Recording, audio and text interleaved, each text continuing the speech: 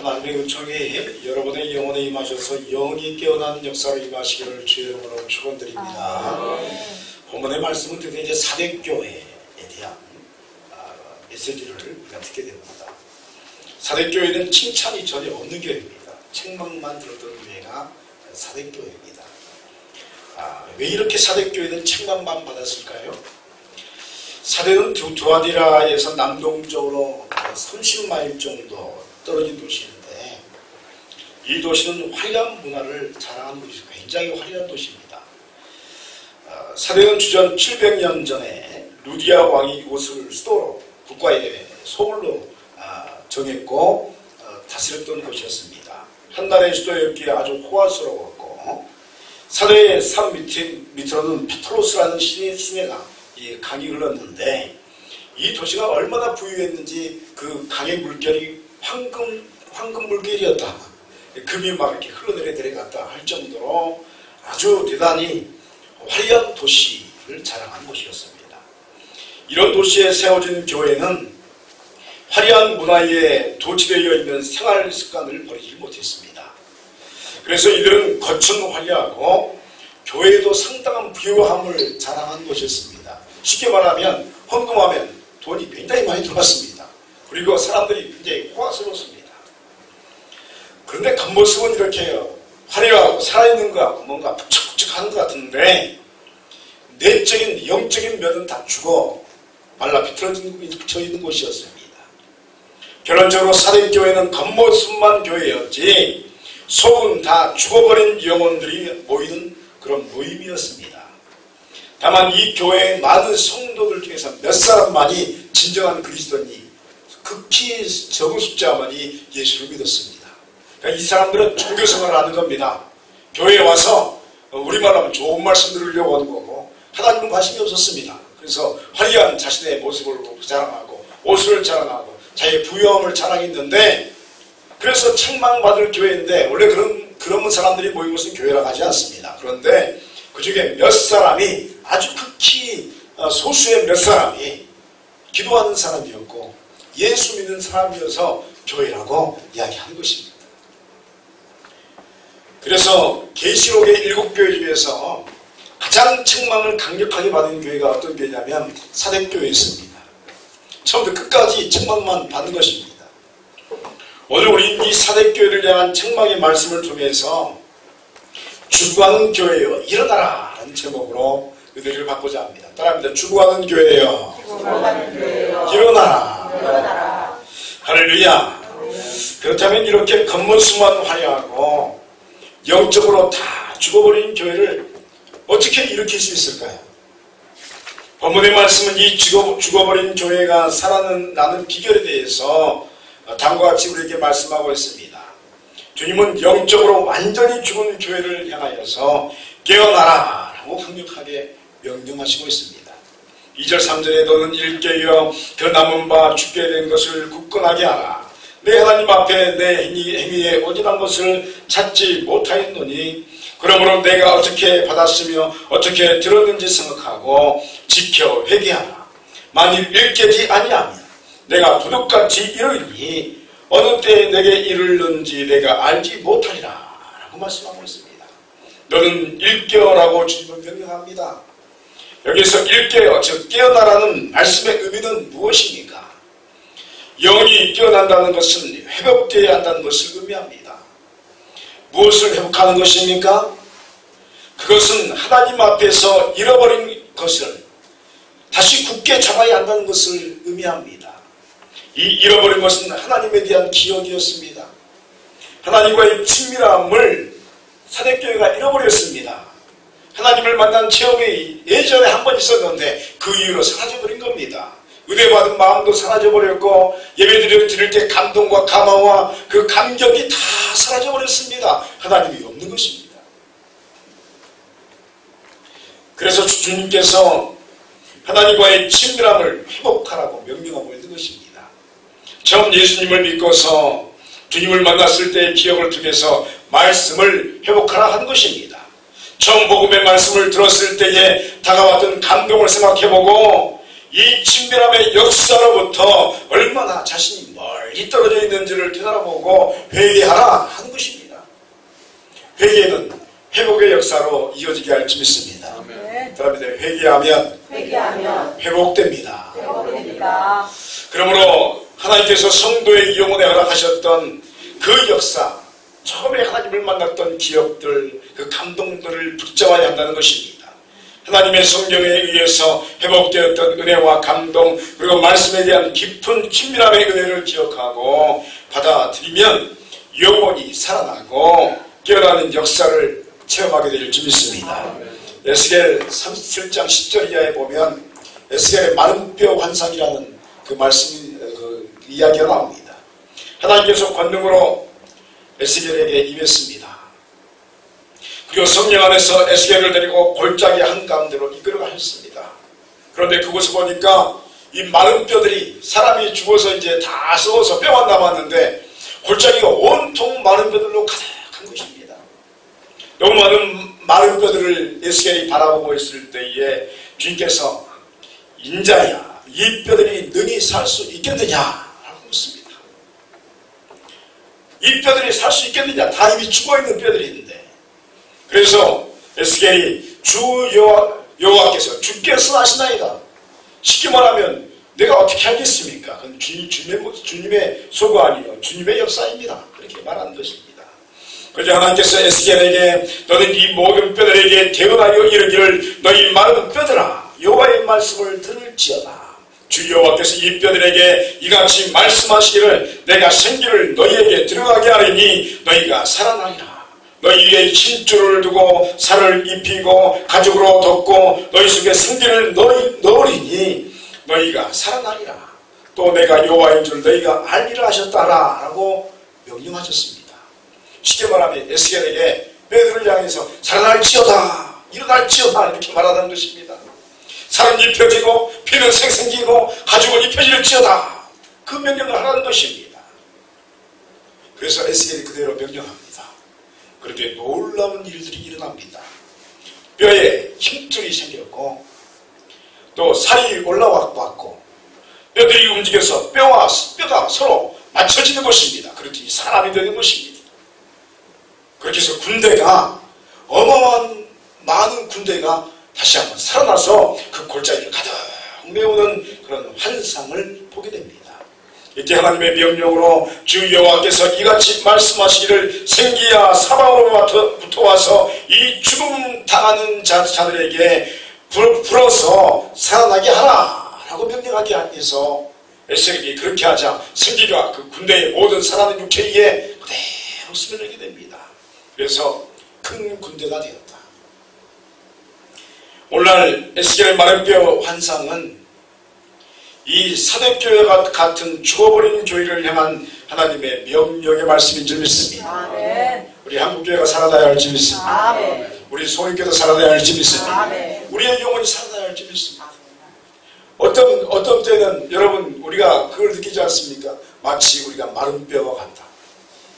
예수를 믿긴 믿는데 내가 믿는 건지, 내가 기도를 하긴 하는데 내가 기도를 하는 건지, 내 영혼이 분명히 예수 안에 있는데 내 영혼이 있는 것인지, 간혹 우리 자신의 모습을 바라볼 때 마른 뼈와 같이 느껴지지 않습니까?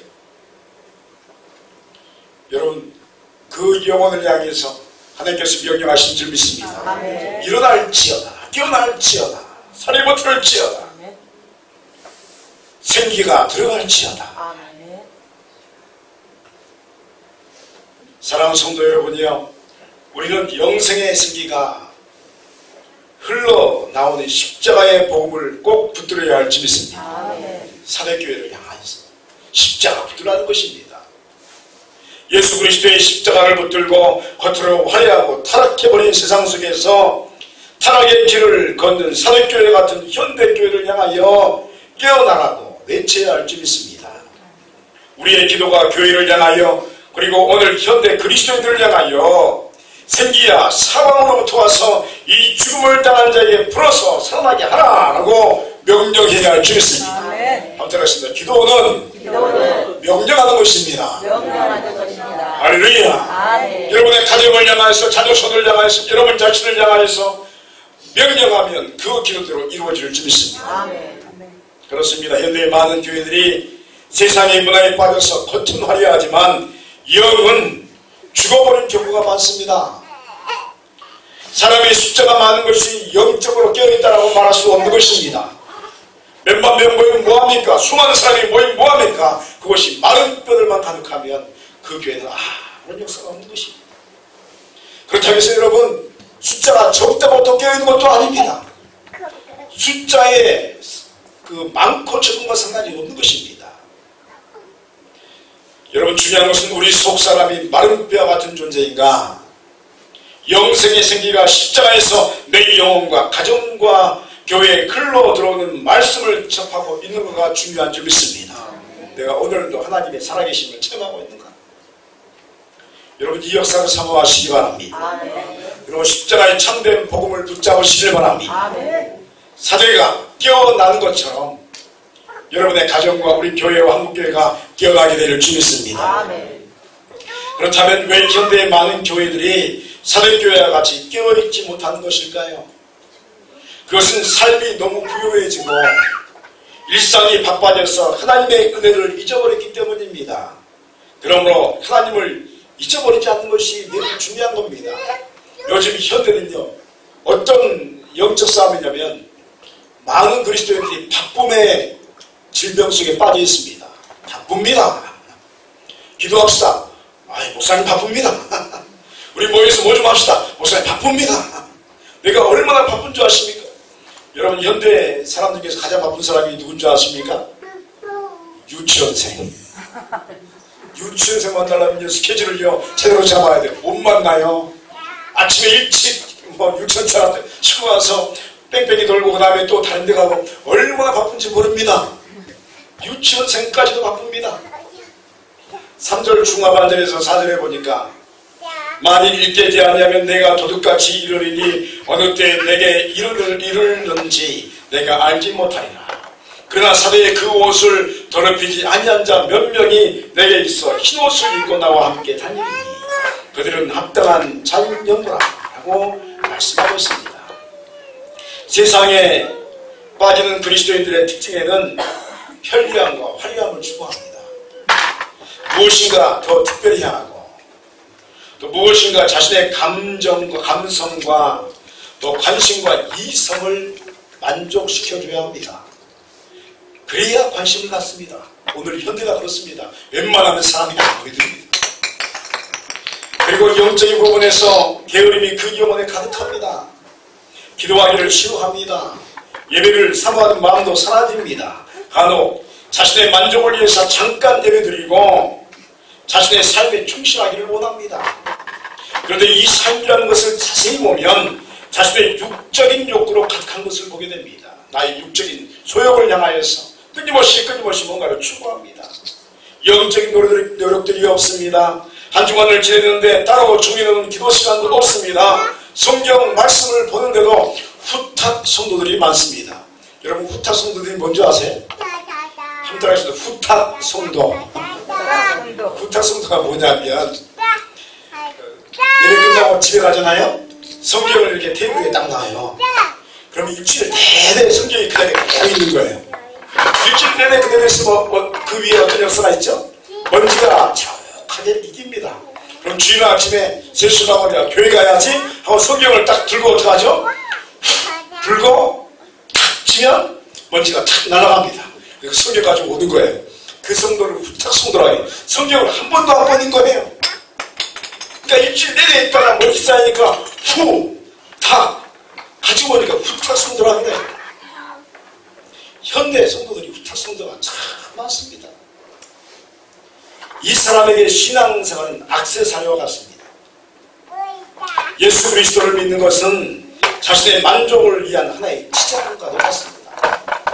이런 신앙을 액세서리 신앙이라고 말합니다. 액세서리 신앙. 여러분, 액세서리 신앙의 성도는 그 영이 매우 어둡습니다. 하나님의 음성과 역사와 명령이 끊어져 버리게 됩니다. 성령의 역사에 있어서 민감하지 못해서 하나님이 그렇게 말하고 아무지는 못합니다. 신명기 8장 11절로 20절에 보니까 하나님의 백성이 이스라엘 백성들이 가나안 땅에 들어가면 특별히 주의할 것에 대해서 이렇게 말씀합니다. 내가 먹어서 배부르고 아름다운 집을 짓고 거주하게 되며 또 내 소와 양이 번성하여 내 임금이 증식되며 내 소유가 다 풍부하게 될 때에 내 마음이 교만하여 내 하나님 여호와를 잊어버릴까 염려하노라. 여호와는 너를 애굽 땅 종되었던 집에서 이끌어내시고 너를 인도하는 그 광기하고 위험한 광야 곧 불뱀과 정갈이 있고 물이 없는 건조한 땅을 지나게 하셨으며 또 너를 위하여 단단한 반석을 내셨으며 내 조상들도 알지 못하던 만나를 광야에서 내게 먹이셨나니 이는 다 너를 낮추시며 너를 시험하사 마침내 내게 복을 주려 하심이었느니라 라고 말씀합니다. 하나님께서 이스라엘 백성을 어떻게 구원시켰습니까? 애굽의 강대한 나라에서 강권에서 10가지 재앙을 주시면서 홍해를 가르치면서 광야에서 40년을 보호하셨습니다. 하나님께서 여러분을 예수 믿게 안 좀 믿습니다. 구원받게 하셨습니다. 여러분, 저와 여러분이 어떤 존재입니까? 세상에서 죽을 수밖에 없고 지옥에 갈 수밖에 없는 존재였는데 우리가 뭐가 돼? 예수 믿게 하셨습니다. 영생을 얻게 하셨습니다. 그런데 이스라엘 백성들이 가나안 땅에 들어갔더니 적과 꿀이 흐르는 땅에서 그만 너무 배가 부르고 부요해서 하나님을 잊어버리는 것입니다. 너무 평안하고 좋으니까 할 일도 많고 문화도 즐겨야 되고 하나님을 자꾸 잊어버리는 것입니다. 그래서 가나안 땅에 들어간 백성들이 예배드린 열정이 사라졌습니다. 기도드린 열정이 사라졌습니다. 왜 그렇습니까? 너무 삶이 부요했기 때문입니다. 마음이 늘어졌고 하나님보다는 가나안 땅의 우상문화가 좋았습니다. 여러분, 우상문화는 원래 화려한 것입니다. 세상 문화가 다 우상문화입니다. 자세히 보십시오. 그 제일이 전부 다 우상을 성성하는 겁니다. 그래서 갔더니 너무 좋은 겁니다. 여러분, 가나안 땅의 우상문화는요 얼마나 화려했던지요 성적인 타락이 그곳에 다 있었어요. 쾌락이 있었어요. 즐거움이 있었어요. 그러니까 사람들이 거기에 빠지면 빠져나오지 못하는 것입니다. 그리고 이 우상문화를 통해서 이스라엘 백성들의 영혼을 어둡게 하는 것을 알지 못할 정도의 우미함에 그 문화 속에 빠져버립니다. 그러나 사랑하는 여러분이요, 진정으로 참된 복은 하나님으로부터 오는 것임을 믿으시기 바랍니다. 하나님으로부터 오는 복은 아닌 다른 복은 복이 아닙니다. 이스라엘 사람들이 착각을 한 것이 있었습니다. 복은 부요함이요, 복은 배부름이요, 복은 즐거움이다라고 그들이 착각한 것이었습니다. 그러나 그것은 진정한 복의 그림자일 뿐이었습니다. 참된 복은 하나님으로부터 와야만 하는 것이었습니다. 그래야 영혼의 어둠이 사라지게 됩니다. 영이 깨어나서 하나님을 배우게 되면 이스라엘 백성들이 그토록 얻고 싶어했던 아브라함과 이삭과 야곱의 복이 그들에게 임하는 것이었습니다. 오늘 우리 손님께 모든 성도들은 아브라함과 이삭과 야곱의 복을 얻기를 축원드립니다.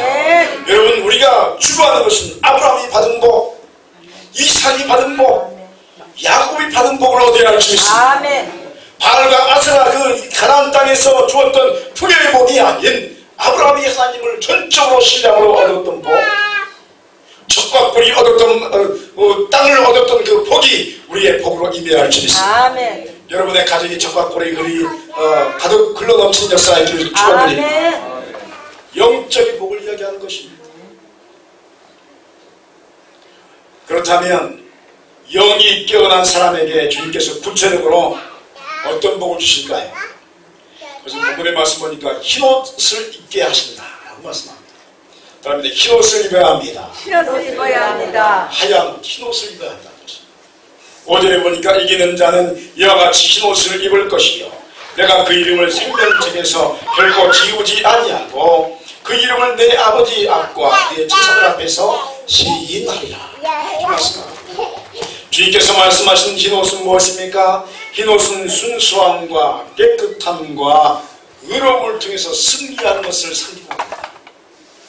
결국 흰옷 입은 자는 승리자라고 말하는 것입니다. 세상의 유혹으로부터 승리하는 것이요 끝까지 세상의 화려함보다는 영의 깨어남과 어둠이 물러감으로써 하나님의 은혜를 소유하게 되는 역사를 이루는 사람이 입은 옷이 흰 옷인 줄 믿습니다. 소망하기는 여러분의 영혼에 이 흰 옷이 펴지기를 간절히 소망합니다. 그런데 우리가 여기서 한 가지 생각해야 할 부분이 있습니다. 그것은 말세에 흰 옷을 입을 수 있는 자체가 기적이다 한 것입니다. 따라하겠습니다. 흰 옷 입는 것이 기적입니다. 기적입니다. 우리는 흔히 기적하면 병이 난다거나 죽음에서 건짐을 받거나 또 경제적인 부분에서 해방을 이루는 것으로 한정지기를 좋아합니다. 여러분 그것도 물론 기적이겠죠. 여러분 병 나면 얼마나 좋습니까? 기적이 나면 우리의 감동이 일어납니다. 그런데 실제적으로 병 나면 그때뿐입니다. 그런 것입니다. 저는 병 나은 분들 참 많이 뵀습니다. 제가 예전에 기도사에 가서도 많이 뵙고 또 제가 예전에 어느 장기 금식하러 들어갔는데 어마어마한 역사를 많이 봤습니다. 그런데 놀라운 것은요, 병이 나오면 그분들의 신앙이 막 좋아질 것 같죠. 그것은 끝입니다. 예전에 말씀드렸나요? 어떤 분이 와가지고 그 기도 목사님한테 이야기하기를 병만 나면 내 재산의 절반을 주겠습니다. 그랬어요. 병이 나왔어요. 정말요. 기도했더니 병이 나왔어요. 다음날 새벽에 도망갔어요. 그게 무슨 은혜입니까?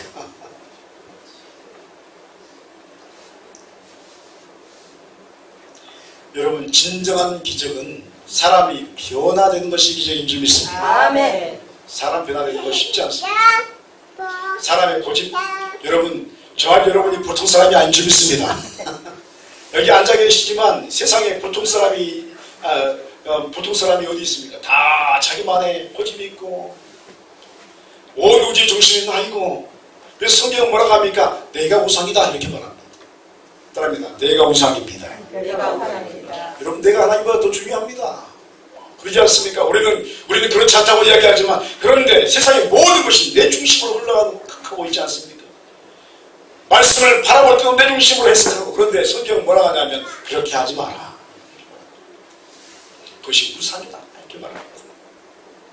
여러분 내 영혼이 깨끗해지는 것이 기적이요, 내 신앙이 변질되지 않고 말씀 중심, 교회 중심, 기도 중심의 역사를 이루는 것이 기적이에요. 다른 사람들이 모두 예배를 중요하게 여기지 않음에도 나는 예배를 중요시 여겨서 가는 곳마다 예배드리며 예배 중심의 삶을 사는 것이 기적인 줄 믿습니다. 왜냐하면 세상은 그 반대로 말하거든요. 여러분의 인생이 이 같은 기적으로 가득하기를 간절히 소원합니다. 오늘 우리는 계시록의 사대교회를 통해서 화려하고 부유한 현대의 많은 교회들이 겉모습은 살아있는데 영은 죽어버리는 모습을 보게 되었습니다. 실제로 그렇습니다. 제가 사역을 해보아도 교회가 크고 멋들어지는데 얼마나 웅장하고 높이 지었는데 그 안을 다 썩어 무드러진 교회가 한두 개가 아닙니다. 말세의 많은 교회들이 이와 같을 것입니다. 그러나 주님께서는 이런 영적으로 죽어버린 교회가 아닌 영으로 깨어나서 살아있는 교회가 되는 법을 오늘 우리에게 말씀해 주시고 있습니다. 사랑하는 성도 여러분이요, 우리 교회가 먼저 깨어나야 할 줄 믿습니다. 아멘. 믿음이 회복되고 처음 예수님을 믿었던 감동이 회복되어서 십자가를 붙드는 영혼이 되기를 간절히 소원합니다. 아멘. 또한 부요함과 삶이 바쁨 때문에 하나님을 잊어버려서 안 되는 것입니다. 그리고 종국에는 우리 모두가 흰옷을 입은 하나님의 은혜로 기적을 이루는 인생들이 다 되시길 간절히 소원합니다. 아멘. 그러므로 오늘 우리는 말씀 앞에서 선포하며 외쳐야 합니다. 일어나라. 그리고 십자가를 붙들고 흰옷 입는 기적을 일으켜라 라고 선포해야 할 줄 믿습니다. 아멘. 따라합니다. 일어나라. 일어나라. 십자가를 붙들라. 십자가를 붙들라. 흰옷을 입어라. 흰옷을 입으라. 할렐루야. 아멘. 오늘 우리는 주신 하나님의 말씀입니다. 이 말씀 붙들고 한 주간 여러분의 영혼이 깨어서 승리하는 은혜가 여러분의 삶에 함께 하시기를 주의 이름으로 축원드립니다. 아멘. 기도하시겠습니다.